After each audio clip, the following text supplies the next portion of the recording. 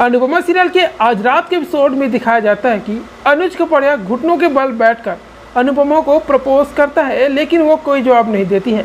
अनुज समझ जाता है कि अनुपमा बीते कुछ वक्त में हुई चीज़ों की वजह से असहज महसूस कर रही है।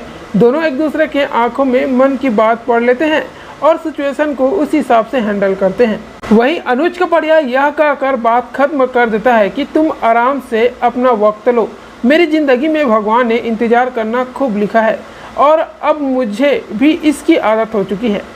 सबके जाने के बाद शाहनिवास में डॉली का सच सबके सामने आता है कि कैसे उसका और उसके पति का रिश्ता ठीक नहीं चल रहा है। वह पार्टी में अपना हिस्सा मांग लेती है और यह सुनकर तोसू के होश उड़ जाते हैं। किंजल उसे खूब मज़े लेती है और कहती है कि चॉकलेट खाओ, उससे स्ट्रेस कम होता है। डॉली बताती है कि पहले जब उसने कहा था कि उसे अपना हक नहीं चाहिए और अब हालात बिल्कुल अलग हो गए हैं। वहीं इधर मीनू और सागर भी डॉली के आने के बाद बहुत डरे हुए हैं, लेकिन दोनों अपने प्यार की नैया पार लगाने के लिए साथ मिलकर लड़ने का फैसला करते हैं।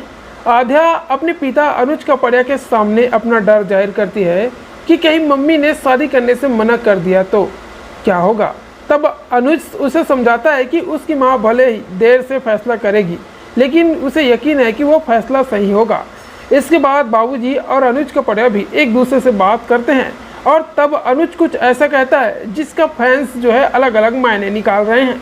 वहीं बाबूजी और अनुज इस बारे में बात कर रहे होंगे कि कैसे अनुपमा ने सबके सामने उसका शादी का प्रस्ताव स्वीकार नहीं किया। तब अनुज और बाबूजी याद करते हैं कि कैसे अनुपमा ने इस बीते वक्त में बहुत कुछ देखा है। बाबूजी बताते हैं कि अनुपमा सबके लिए निस्वार्थ भाव से सब कुछ करती है, लेकिन बदले में उसे कुछ नहीं मिलता।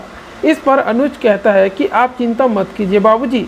इसके बाद फैंस मानकर चल रहे हैं कि अनुपमा और अनुज की लव स्टोरी का अंत अब होने वाला है और अनुज के इस डायलॉग की वजह से लोग मानकर चल रहे हैं कि कहीं मेकर्स शो खत्म करने की प्लानिंग तो नहीं कर रहे हैं।